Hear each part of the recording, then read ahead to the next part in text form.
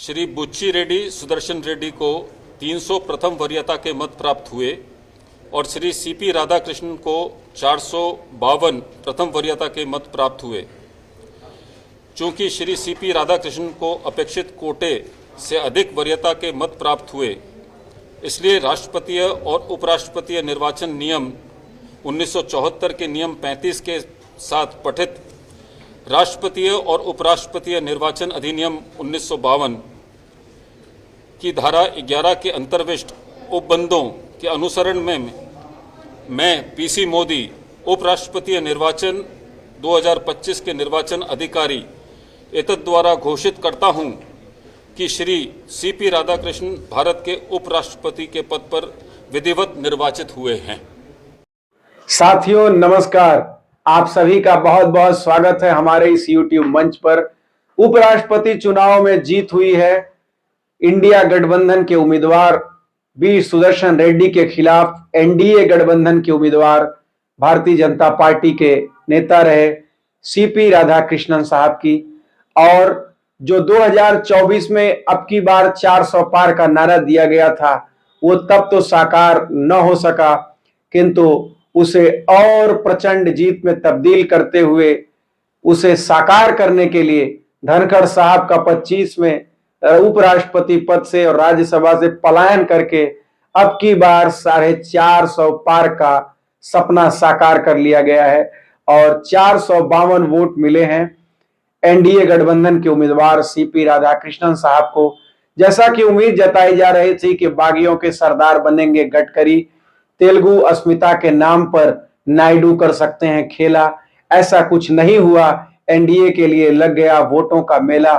तो इशारों में वोट लेने वाले, बता ये हुनर तूने सीखा कहां से, कौन सा मोहिनी मंत्र है मोदी जी और अमित शाह जी के पास कि अपने अनुमानित संख्या से ज्यादा वोट लेकर आते हैं और एनडीए उम्मीदवार को मुश्किल परिस्थितियों में का मतलब जीत पर कोई मुश्किल नहीं थी, लेकिन ये जरूर था कि कुछ सांसद नाराज हैं तो वोट कम हो सकते हैं। ऐसे में विपक्ष सत्ता पक्ष के खिलाफ एक अविश्वास का माहौल पैदा करके अविश्वास प्रस्ताव लाने की तैयारी कर सकता है, किंतु ऐसा कुछ हुआ नहीं और बड़े ही मुस्तैदी के साथ एनडीए गठबंधन ने इस उपराष्ट्रपति चुनाव में कंफर्टेबल विक्ट्री हासिल की है।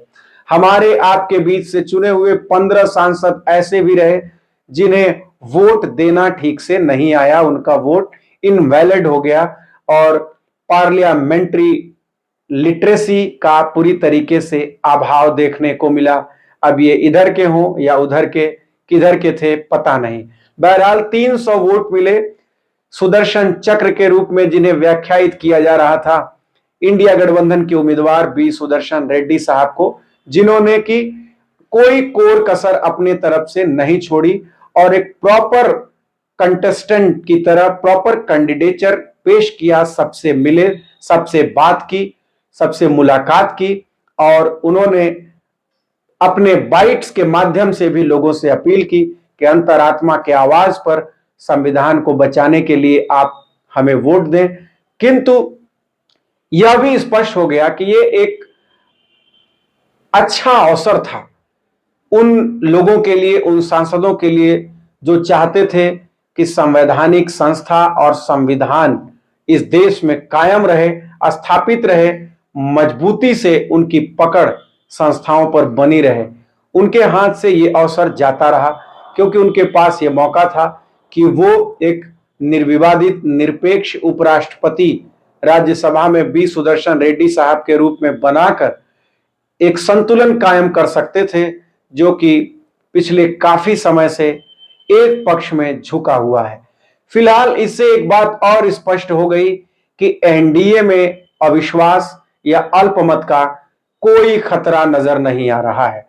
न नायडू नाराज हैं, न नीतीश नाराज हैं, बल्कि अब इन सब के समर्थन से राधाकृष्णन के सिर पर ताज है। और इसका मतलब कि जैसा महाराष्ट्र में हुआ उसी प्रकार से बिहार में भी मिलजुल कर खेल हो सकता है। जी हां दोस्तों, वोट चोरी के राहुल गांधी के आरोपों पर कोई स्पष्ट सफाई न आना कहीं ना कहीं इस बात का तस्दीक था कि कुछ तो दाल में काला है। लेकिन इस बात की आशंका भी जताई जा रही थी कि जो लोग कम से कम इस चोरी को समझ रहे हैं वो अपनी अंतरात्मा की आवाज को सुनकर अपना एक स्वतंत्र निर्णय लेंगे। लेकिन अब यह स्पष्ट हो गया है कि यह खेल मिलजुल कर खेला जा रहा है।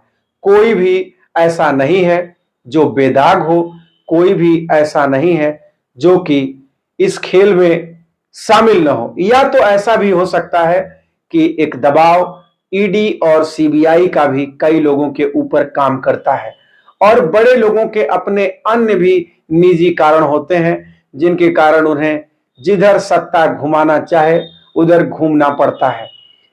इंडिया गठबंधन के लिए कोई बहुत निराशाजनक या बहुत असंतुष्टि वाली बात नहीं है।